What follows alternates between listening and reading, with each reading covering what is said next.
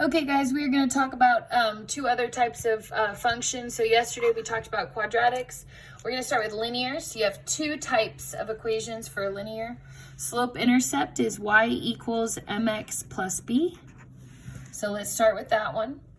So hopefully you know how to graph this. M is going to be your slope, and then b is going to be your y-intercept. That's why it's called slope-intercept form, is because those are the two ingredients they give you. So for example here, my m is 2/3, that's my slope.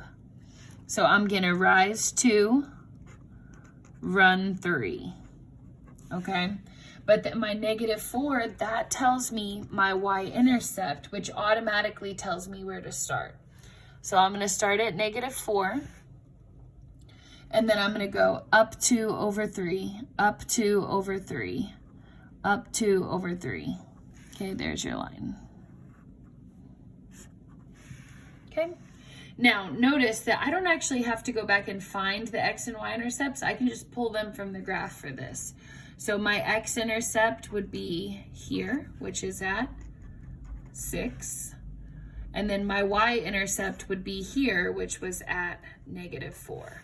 So remember, you can go back and solve those algebraically, but you shouldn't have to if it's a line and you graphed it well. Okay, take a look at the next question for me. This one is in point slope form.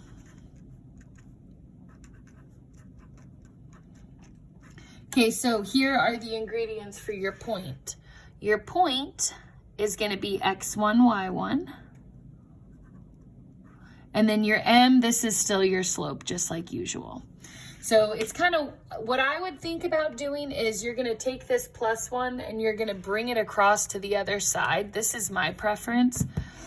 I would move that over there. So I have y equals, have 2 times x is 2x, and then 2 times -3 is -6. But then remember this +1, I'm going to move that across to be a -1, and then I can just combine those like terms. So really I have y equals 2x minus 7.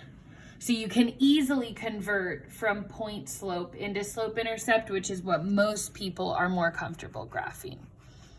Okay, then from there, my rise over run is 2. But remember that 2 is a whole number, so that means I can put it over 1. So I'm going to begin at -7, and then I'm going to go up 2 over 1, up 2 over 1, up 2 over 1, up 2 over 1, just like that. Okay. Now I see that my y-intercept is -7. I can just kind of look at the picture and see that. But for my x-intercept, you can see that it doesn't cross. That is not what I like to call a pretty point. Okay, that's kind of like crossing in between. So in that case, you should go back and find it the way that we reviewed yesterday. So for an x-intercept, you're going to take your equation, 2x minus 7, you're going to set it equal to 0. So I can take this -7, add that across to where 2x equals +7. And then I can divide by 2 on both sides. And then in my calculator, if I do 7 divided by 2, that's going to give me 3.5. So that tells me exactly where my graph crosses the x-axis is at 3.5. Okay? And then just real quick, let's say the y-intercept, you want to define that the long way. Remember, for an x-intercept, you're setting it equal to 0 versus for a y-intercept, you're plugging in 0. So you'd have y equals 2 times 0 minus 7. But then remember, 0 times 2 just crosses out. You end up just getting -7 anyway. Okay? All right, one more left. Number 3. First thing I'm going to do, take that -10, push it across to the other side. So I have y equals half times x is a half x, and then a half times -8 is -4. But then this -10, once it scooches across to the other side, becomes a +10, and then I can combine like terms. Okay, -4 plus 10, that gives me a leftovers of 6. So I have y equals 1/2 x plus 6. This is my m, my slope. This is my b. So I'm going to begin at 6. Get it? Begin. Ha ha. And then my slope m is 1/2. So I'm going to rise 1, and then I'm going to run 2. So rise 1, run 2, rise 1, run 2, rise 1, run 2. Now, if I want to hit the x-axis, I'm going to have to go down 1, backwards 2, down 1, backwards 2. Okay, and I don't really feel like doing that perfectly, so I'm just going to find my x-intercept by hand. So remember, x-intercept, you're going to take your equation, 1/2 x plus 6, and you're going to just set that equal to 0. So I'm going to take my plus 6, move it across. I get 1/2 x equals minus 6. And then to get rid of 1/2, I'm just going to multiply by 2 on both sides.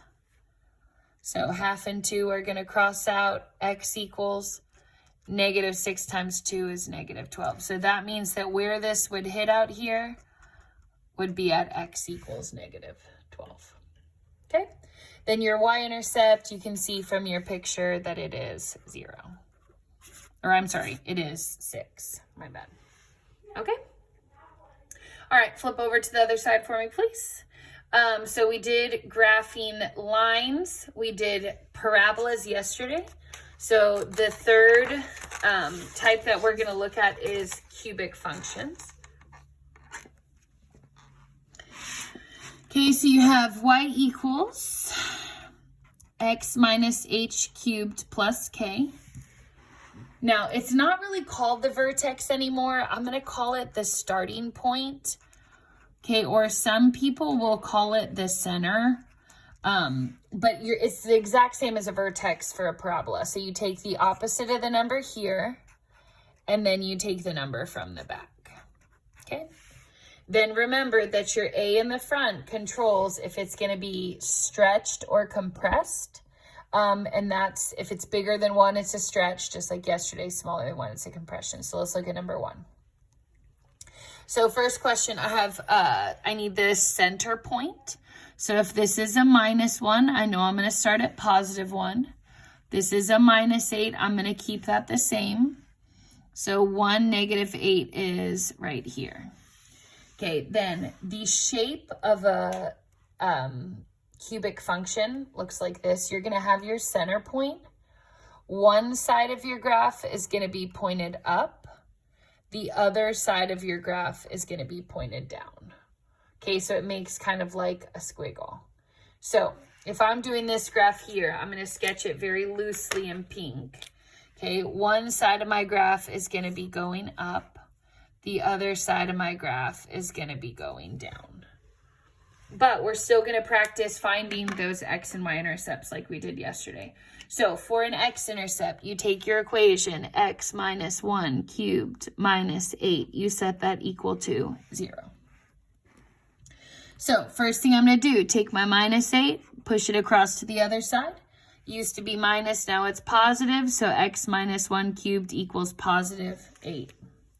Next step, I'm going to have to do the cubic root on both sides. So cube and cubic root are going to cancel each other out. So this and this are both gone. Just the middle stays, x minus 1. Cubic root, if you have a school calculator, you're going to push the math button right here. And then you're going to go down to this one. Do you see how it has the little 3 kind of tucked into the elbow? That's what you want for a cubic root. So once again, to get into that, you push math right here, and then you go down to option 4. So I want the cubic root of 8, which is 2. So I have x minus 1 equals 2. Then I'm going to take my -1, add that to both sides to cancel it out. So x equals 3. So that means that oh, look at how good my graph is. Okay, it should cross right there at 3.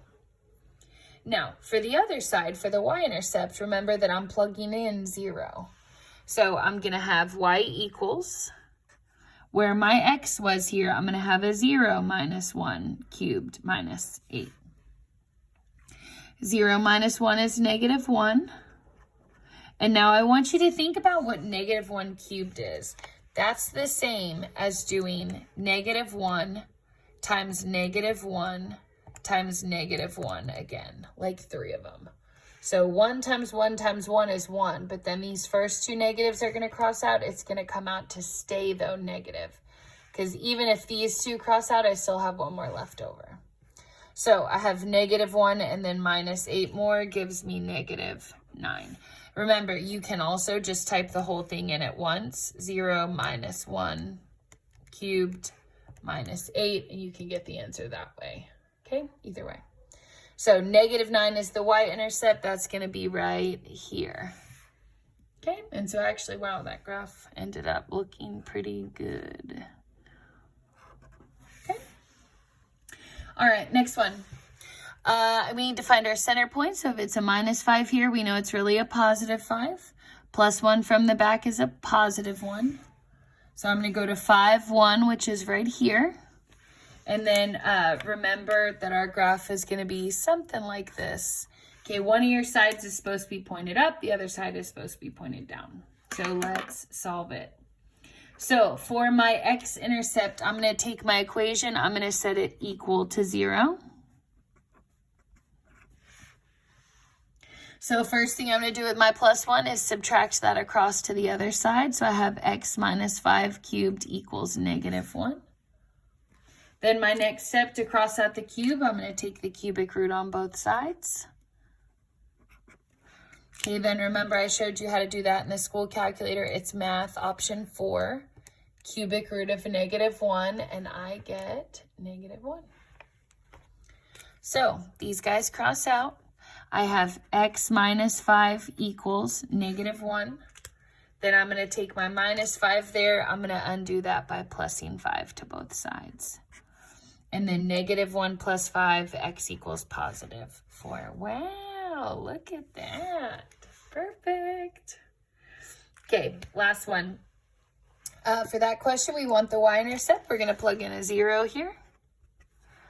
So I'm going to have, instead of x minus 5, 0 minus 5 cubed plus 1. And let's type this one into the calculator here, see what we get. So I have 0 minus 5 up to the 3 plus 1. -124. So basically what that means is that this graph, okay, is going to come, remember, it's going up on this side, but then it's going down on this side to where it doesn't end up actually crossing the x-axis until -124. So that would end up being way off of our graph that we drew. Okay? That's where it would end up hitting the x-axis. Okay, last question, number 3. We need to find our center first. So if it's a -5 here, we're going to change that to a +5. +8 is going to end up right there. So 5, 8 is going to end up right there on my graph. Now remember, for a normal x cubed, this is the shape. But I see a negative here. And what that negative does is it's going to take the arms of my graph. Remember how this side is usually pointed up and this side is pointed down? It's going to flip-flop that to where now this side is going to be going up and this side is going to be zigzagging down. Okay, so that's because of the negative in the front. Okay, that's going to reflect graph upside down. Okay? But keep in mind that negative doesn't make any difference the way that I find the x-intercepts. I'm still going to take that equation and I'm going to set it equal to 0. Okay? So let's take our +8 here, minus that across. So I have -1/2 x minus 5 cubed equals. Now that's a -8. Then to get rid of this -1/2, I'm going to have to multiply by -2 on both sides. So I have -1/2 times -2 crosses out, x minus 5 equals. -2 times -8, that's +16. Then from there, we need to take the cubic root of both sides. Come into your calculator here, math 8. Oops, hold on, sorry. Math number 4, my bad. And then we want the cubic root of 16. Okay, it comes out to be 2.5. Now I'm realizing here on this step, remember that cubed, I forgot to write it. So you can go back and fix it if you need to. Okay, but my cube and my cube root give me an x minus 5 left over. That was 2.5198. And then if I add my 5 across here, I'm going to get x equals 7.5198. So that's about 7.5. So that would be like right here. And then remember, this arm of my branch is pointed down, which means this arm of my branch is pointed up. And then you can imagine if this graph is pointed up, it's going to hit way up here at some number. We can find that for the last part. So remember, I'm plugging in a 0. So I have -1/2, 0 minus 5 cubed plus 8. Okay, I'm just taking where the x is. I'm putting a 0 in that spot. So -1/2, oops, parentheses, 0 minus 5 up to the 3, and then plus 8. So I got y equals 70.5, which means that when this finally hits the x-axis up here, it's at 70. That's your y-intercept. Okay, so you are working on your homework. You can do it. Answer keys on the website if you need help. And I will send out your quizzes tomorrow, which you'll be doing on this, okay? Have a great day.